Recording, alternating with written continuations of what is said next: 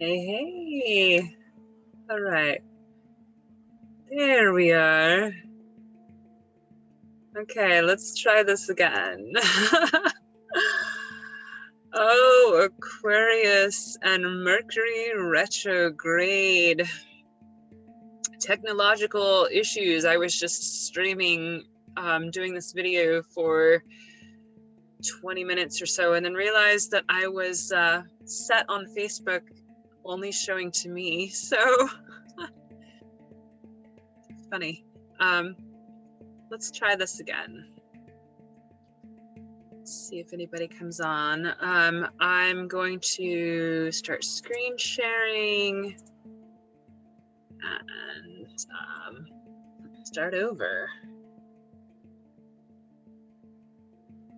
But we are in the midst of the new moon right now in Aquarius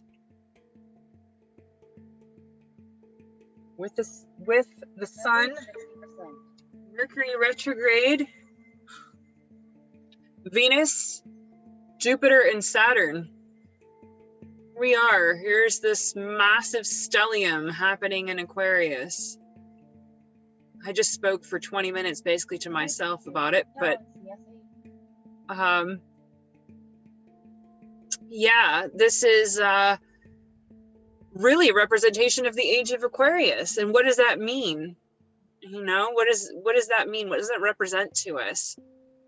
It's a sense of brotherhood and sisterhood and unity and coming forward into what we are terming New Earth, a new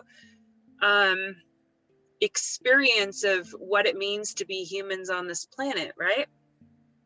That's what this is supposed to be about. It's supposed to be a revolutionary, evolutionary leap, which is what Uranus and Aquarius represent. We've got this hard aspect here, this square, this rope happening here. And this is a tension that can be used for this leap, for a really good sense of coming into this new revolutionary energy, or it can create, because Mars is over here as well, you know, it can create tension of arguments and wars and battles and things happening. We also have the North Node in Gemini, where this bifurcation, as people are calling it, is happening. This divide and conquer kind of energy, two sides to the story. You know, who's the dark, who's the light, who's the good, who's the evil? You know, who represents the side that is the heroes and who's seen as the villains. All of that is playing out right now in this intense shift and push for humanity to recognize that it's actually about unity. It's actually about coming together. It's actually about co-creating together. It's actually about recognizing that we are brothers and sisters of one family, one soul family, human species. And this has all been prepped by all of these planets being back in Capricorn before, right? So let's see if I can see you guys on Facebook over here, so I can check comments.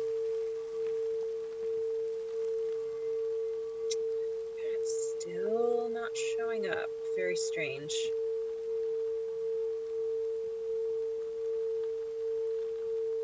Still not showing up on my phone. All right. I'm just gonna keep going, and I'll keep checking that. Let's just get some background sound healing going on. So what are we doing with this tension? What are we doing with this huge rope here? And what's supporting us and helping us? So right now, Pluto is still back in Capricorn. The last planet hanging out in Capricorn, it's set to move into Aquarius. I believe this month, I'll have to double check on that, but it will be shifting forward. And of course the moon and, you know, Mercury may shift forward. Venus is going to move forward. So we may not have all of these planets all grouping together with Pluto coming in, but eventually Pluto will shift out of Capricorn as well.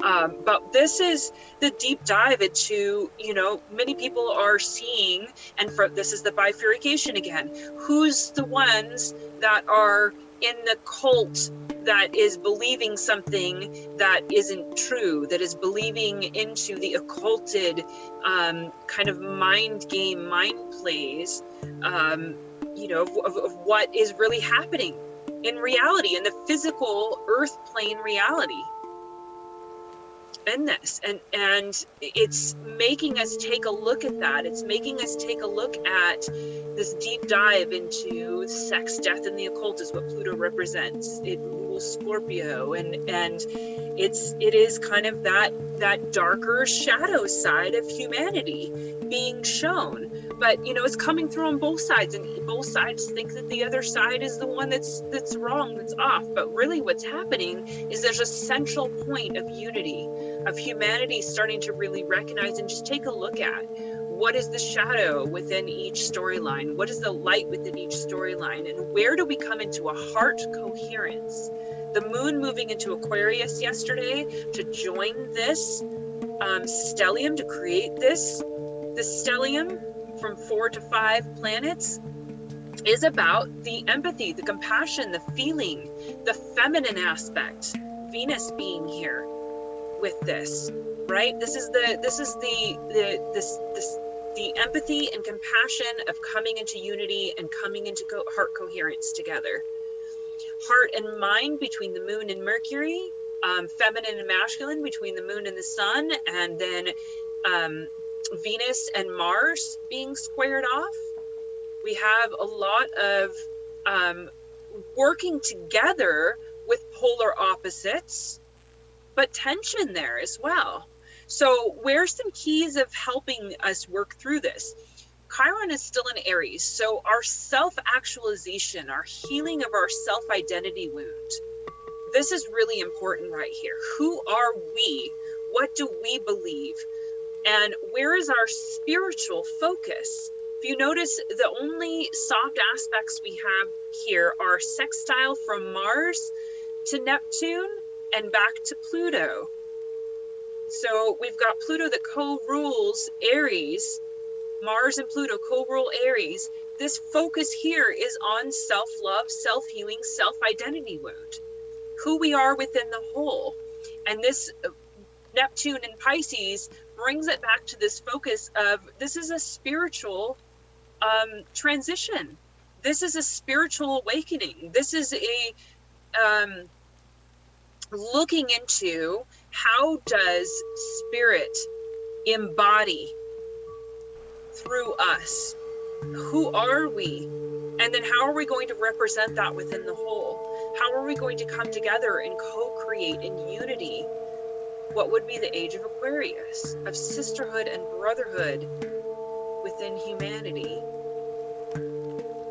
So really being truthful and honest with ourselves. Aries likes to be upfront and honest and blatant about things. Scorpio and Pluto are the hidden aspects of the things that we hide away, the things that we don't always bring up to the surface for others to see and for ourselves to see, but we're being pushed to take a look at that. We're being pushed to look at each one of us, our own wounding and our own healing. You know, Chiron is the wounded healer.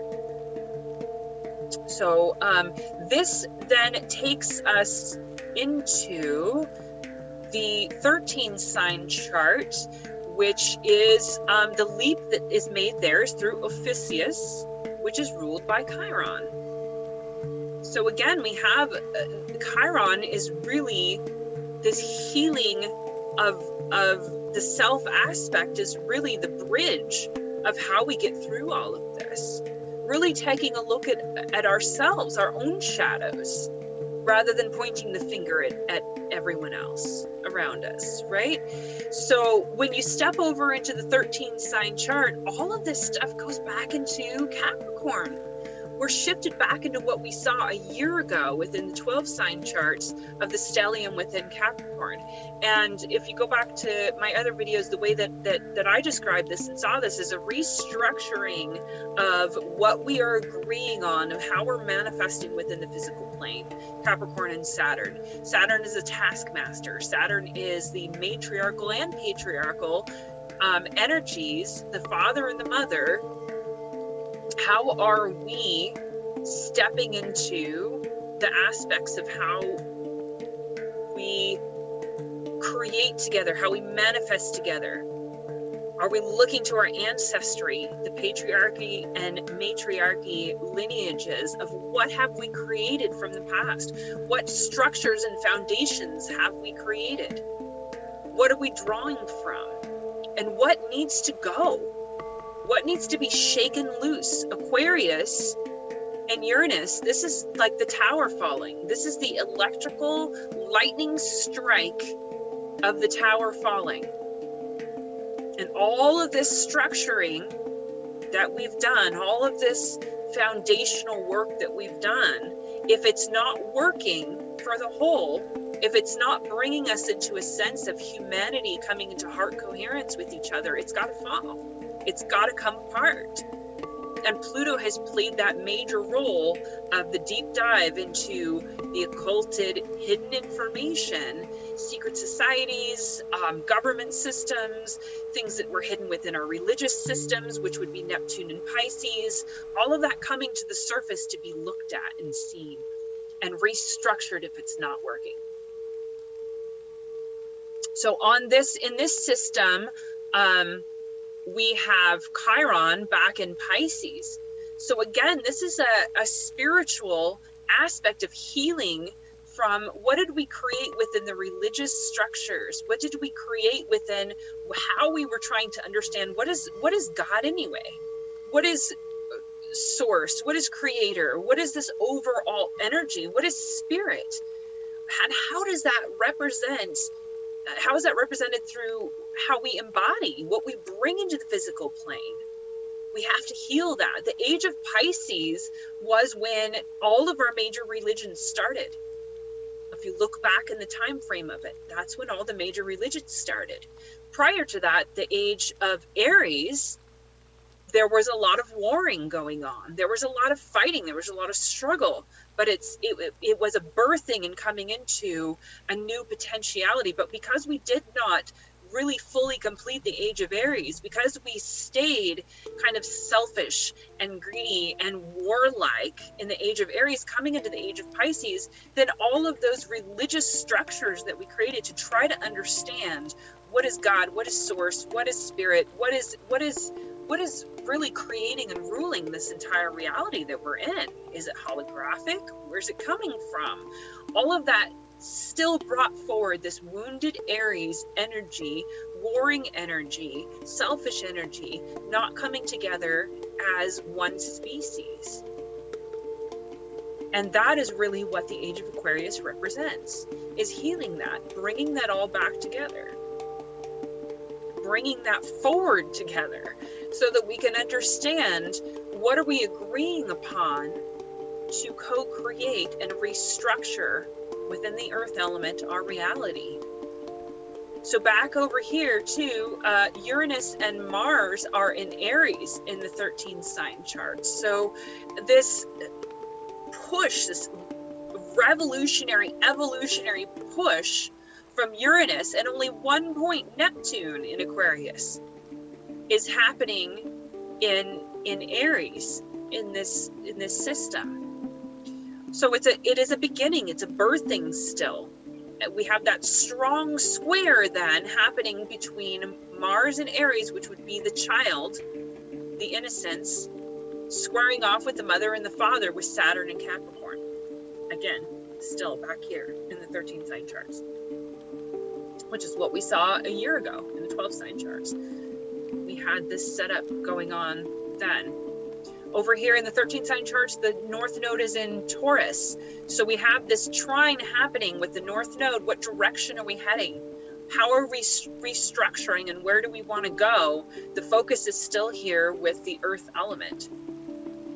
Again, the goddess cultures, the farming goddess cultures. That is something we can draw upon. Our Native American heritage, the indigenous awareness. All of that can be brought forward. And how do we want to play on this earth plane together? What future are we all envisioning together on the earth plane for the earth element?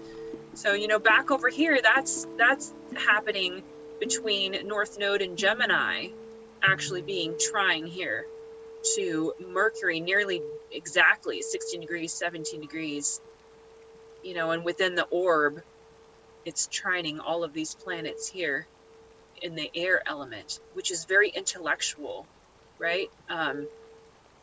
Very focused on mental, logical, trying to figure this all out. Gemini wants to learn, but it's that balance, it's that dual nature, the dark and the light happening there, right? So let's see how this plays out on the dream spell in Mayan Ken. And I'm gonna pop in and see if you can see me on Facebook. If there's any questions or anything. Strange, it's not showing my video. There. So I apologize. I will get to comments afterwards. I wanted to go live because this is happening right now.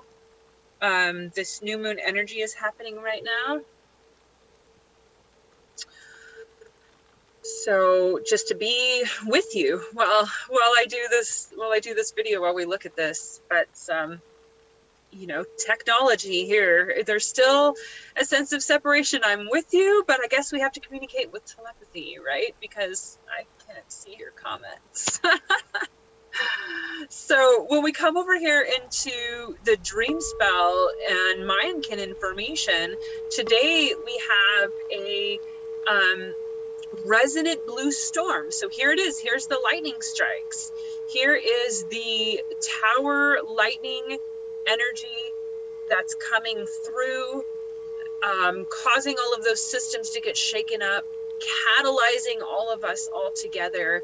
And it is resonance tone, which is channeling and attunement and inspiring.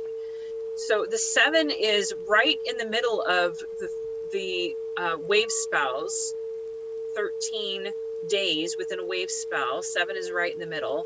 In the dream spell, all can then share this tone. So they're all 7s. Otherwise, you know, if you're any other tone, the occult hidden helper down here in the south ends up being a different number, a different tone. When you're dealing with a resonant tone, they're all the same. They all come together. It's a balance point. So that is an interesting synchronicity here with more of a balance point.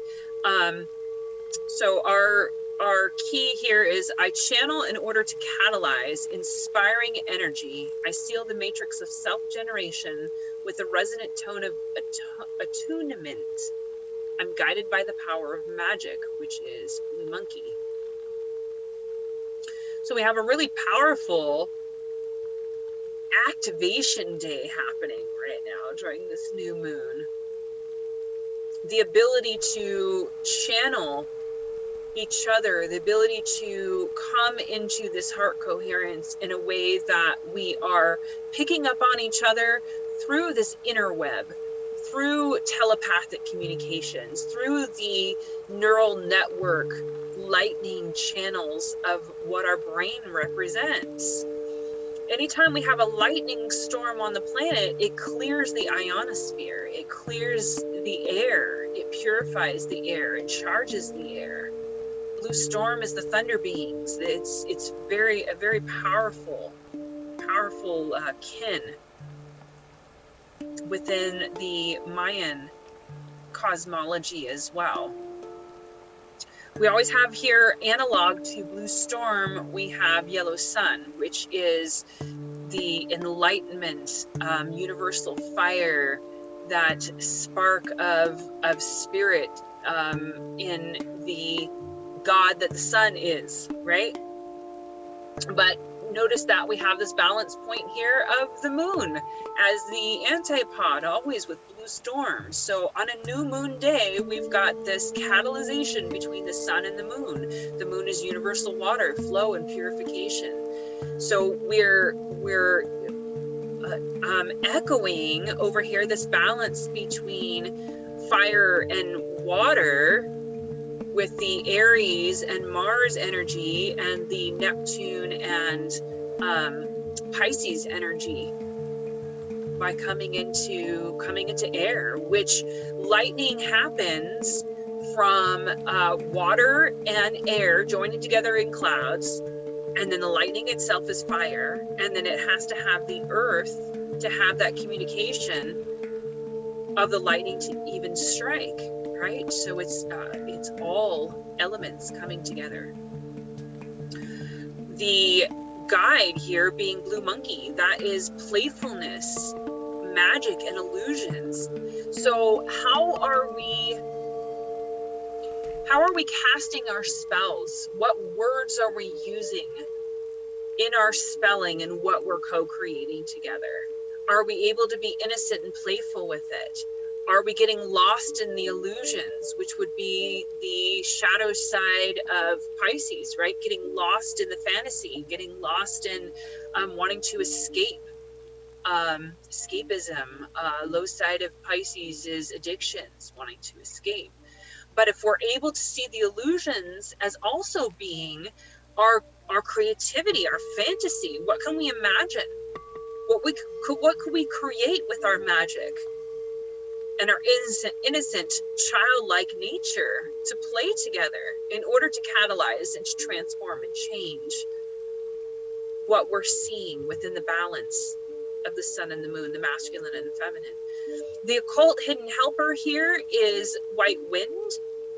So wind has to do with messages of spirit, the messages of spirit that come through, breath. So linking back again to what's happening with COVID, what's happening with our fear of even being around each other, you know, Age of Aquarius, we're all online, you know, having to go through Zoom, having to connect over these channels of using technology rather than communicating and working together directly.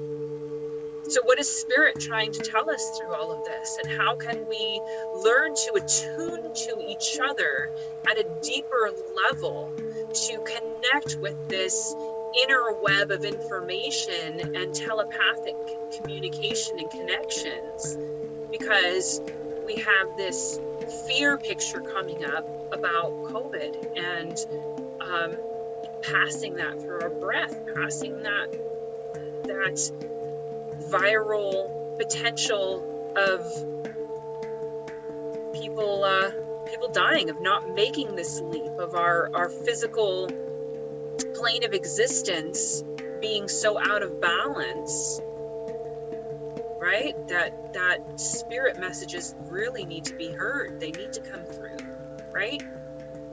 That goes right back to this triangle, Neptune and Pisces. This information right here really showing us that the spirit messages are incredibly important. I believe it's wind and earth are co-ruled by Uranus though. So there you go. This is literally the Age of Aquarius speaking through here. Blue storm and sun, or I could be wrong. Those might be ruled by. Oh no, I think that's right. Let me remember the rulerships in the dream spell. Yeah, Uranus is earth and wind, and think that the sun is actually, and they may be ruled by Pluto. I'll have to look that one up. So that would be interesting, right? The moon is Mercury. Moon and white dog are ruled by Mercury. Blue monkey and yellow star are ruled by Venus, which we have with an Aquarius here. So interesting alignments with things happening. In the Mayan ken, we have one Ix, which is in the dream spell translated as white wizard. Ix is jaguar. It's the medicine, healing men and women. So there you go right there. All of this talk about Chiron and the wounded healer and having to heal the self-identity wound, having to really go into our ability to turn to the healers, to turn to the medicine people, to turn to the shape-shifting ability of Jaguar. What does that represent? The awakening of the awareness of plant medicine, the awareness of that what that brings, what the shamanic information brings forward from these cultures, going into those spiritual journeys so that we don't stay stuck in just this physical existence, this construct that we've created that is not working, this disconnection from the earth, this disconnection from who we really are and our ancestry and our link to the planet. We are Gaia's children. We are made of this earth. We are made of this planet in our physical bodies.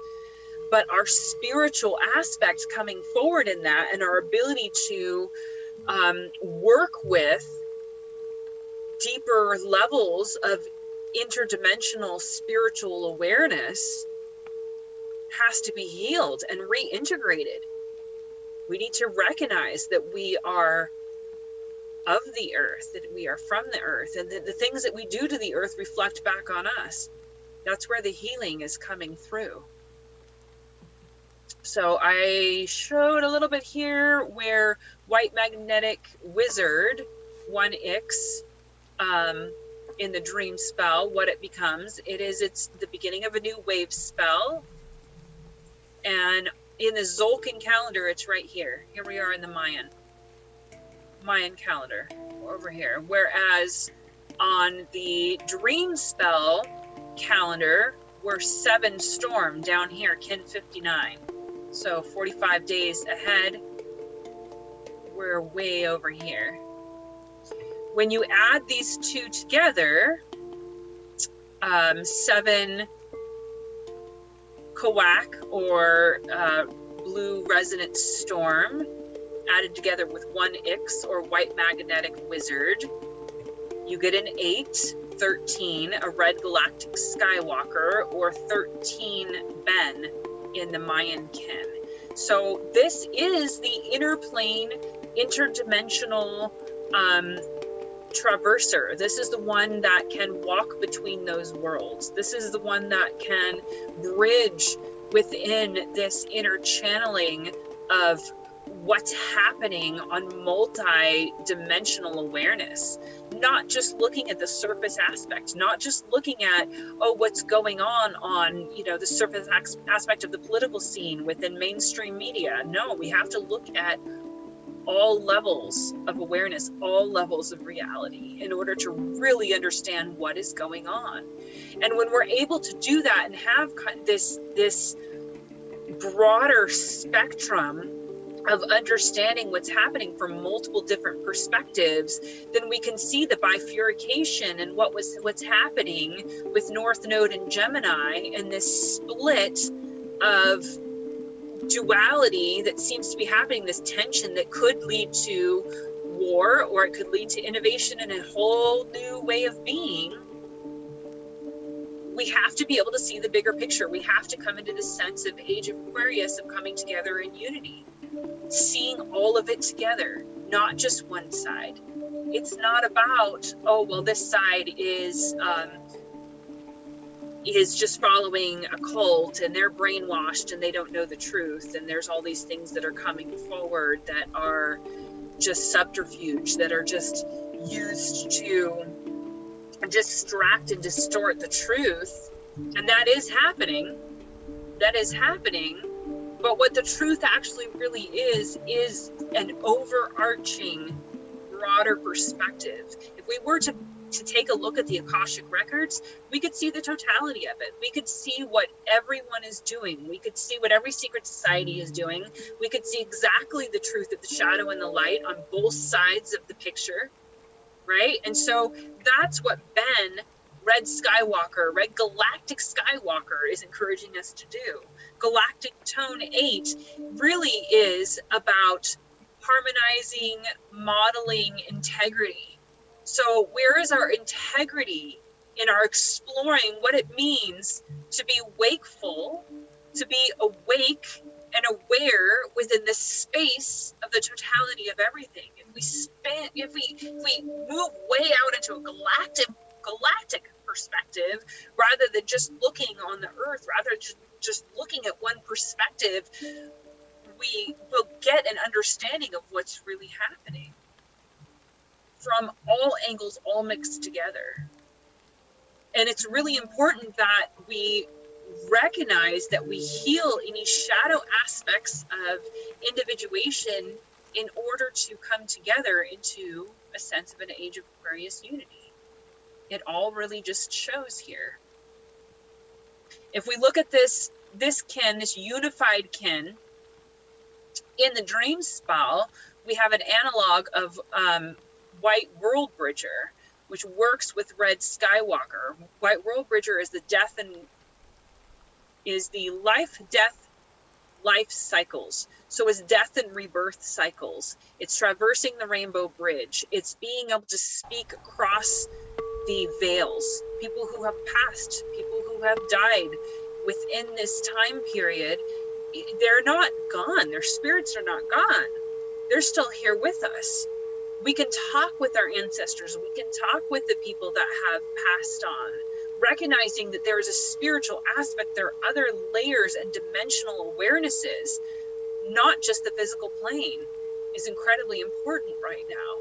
So the guide here is Red Galactic Earth. So again, it's the synchronicities and connecting the dots. How are we navigating within this interdimensional awareness in order to harmonize and model a sense of integrity, holding this sense of integrity with each other? The number 8 is infinity. This is an infinite game. Energy never is destroyed. Energy just changes. So if we continue to go through rebirth cycles, and we know that this is not the end, or even if we just look at 7 generations ahead of us, our children, what are we doing for our children? What are we doing to our children here as a species? How aware are we in how we're acting and how we're being? And how is that affecting the greater cycles of infinity? The greater cycles of the whole aspect of reality, if it just continues and keeps going on. In this moment in time, how are we affecting that? I saw a post yesterday about black holes and how black holes can bend time and space, right? So it's incredibly possible that through black holes, through the ability to bend time and space, through Red Galactic Skywalker, through Ben, we could be talking with our future selves. We could be communicating to ourselves from the future, saying, hey, take a look at this. Create something different, because the future doesn't look so bright on the trajectory that you've been going on, right? Get it together, figure it out. We don't want to come into a war. And interesting to note that Red Skywalker and White World Bridger are ruled by Mars and Aries.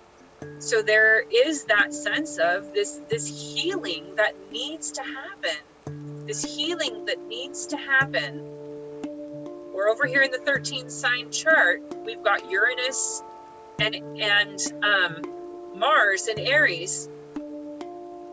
This revolutionary change through healing the self-identity wounds is being shown here through Ben as well, Red Skywalker.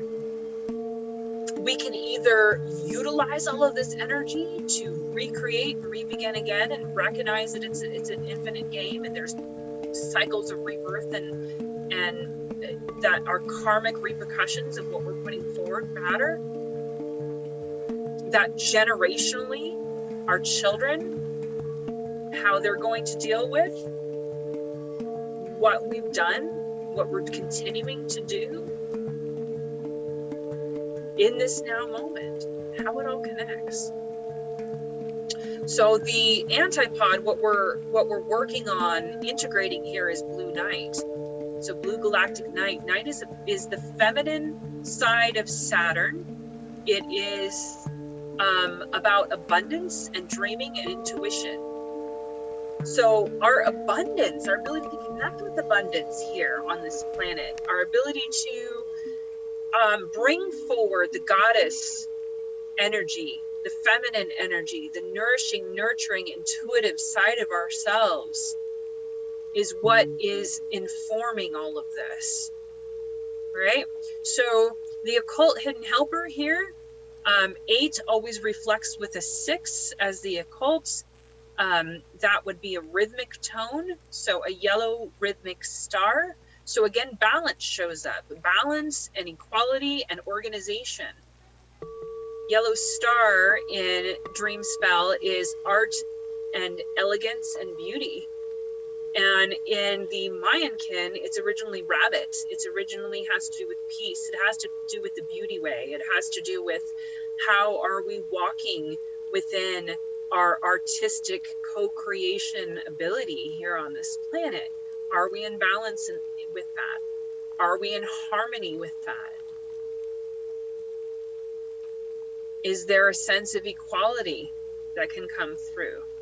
And note that this is the number 6, you know, that's, I think, an important thing to continue to take a look at, because numbers can be encoded. Numbers can represent different things, right? So if we look at what has been encoded into the number 6, there have been some supposedly very nefarious satanic things that have been coded into the number 6. However, 6 also represents the carbon atom. So carbon-based life forms, how are we even created? How is the structure of this reality even created? How can we bring that into a greater sense of recognizing the natural organizational systems, balancing that out, creating some equality within it, and following what the earth is showing us through synchronicities to connect the dots, to navigate how we're traversing this interdimensional experience of reality. So that is the unified kin. And if you look within the Zolkin calendar, unified kin is right here, kin 73, within the White World Bridger wave spell. So in unified time right now, we are in a sense of death and rebirth, restructuring these cycles.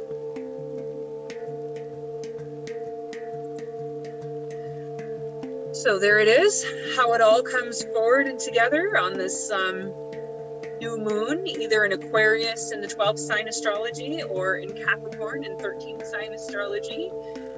Is this the age of Aquarius? What does that mean to us? Logically, emotionally, how do we integrate it? How do we use this intense tension that's happening here, this square of a revolutionary change on the planet? Taurus rules Venus, balancing out with Mars and Aries. So that's the crux of it. I think it's interesting over here. This happened. The new moon happened 11:06 a.m. Pacific Standard Time, so it was 19:06 Universal Time. The 9 and the 6, the flipping of that, right? The balance of that. There's a lot to the numbers here.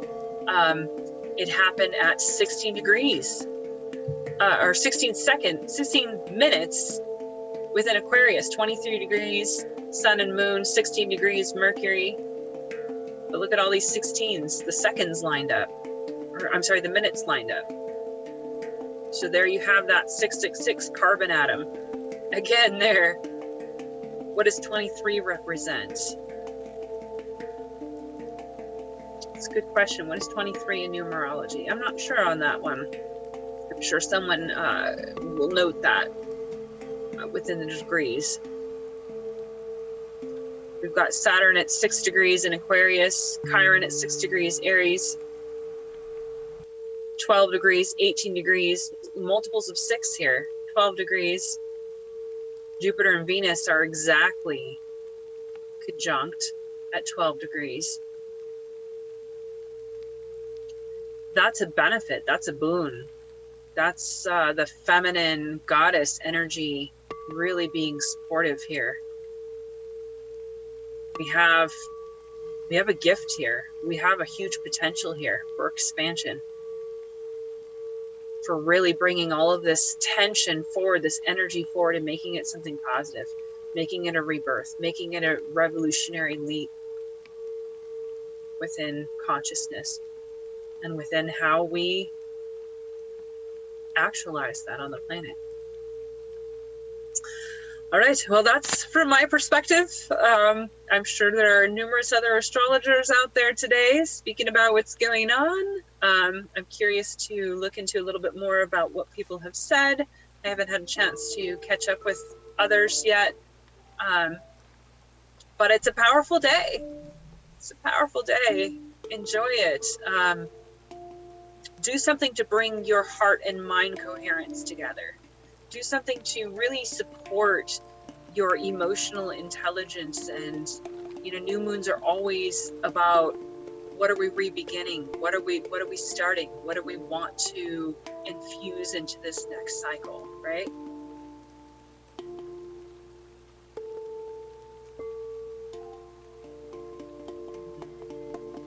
Let's hope that it is, the focus is on unity. The focus is on peace. The focus is on this new age of all of us coming forward and working together. I believe that most people that I've talked to say that that's what they want, regardless of what perspective they're looking at or what side of the coin they're looking at. It's just how we go about that and what we feel is right and wrong is what's happening with this tension.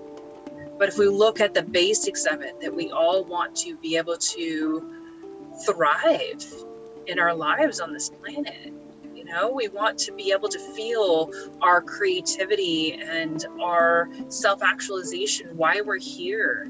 We want that to matter, and we want to be able to come together with family. We want to be able to come together with soul family and have a heart coherence with each other. So I'm going to end this, speaking of which, with that soul family. I got my Lion Alchemy blend here. Thank you to Jack. It smells amazing. This is the Golden Rose of Mary Magdalene. I've been using it daily, and it really has boosted my experience. Like, there's so much depth to this. It's not just the essential oil blend, which is brilliant in and of itself, but it is the vibration and the energy that he's put into it is powerful. So yeah, whatever tools you have to work with this. What is this? Professional audio settings. Good to know. Whatever you have to work with this, use your tools. Use your technological tools from a spiritual aspect. I mean, that can be working with crystals too. That could be working with essential oils. That could be, working with whatever it is that helps you bridge into this multi-dimensional leap. Turquoise comes up a lot to me as far as Aquarius goes. It feels like that's that unity and coming together, and that would link that back to Jaguar and Ix and the Mayan information of the medicine people. I think turquoise is just an incredibly powerful stone to work with in these times, because it does stimulate that sense of co-creation and coming together, and it's the color of the higher heart. So it is the throat and the heart chakra merged. It is the intellectual Mercury, Gemini, Libra, or sorry, Mercury and Gemini and Virgo, ability to communicate, intellectualism, the ability to see things from a mental construct that can understand and learn, right? Linked up with the heart, linked up with the feeling and the emotions and the intuition of the feminine. And then how do we express that? That's what the higher heart represents. All right, I love you all. Have an amazing day. Enjoy the new moon.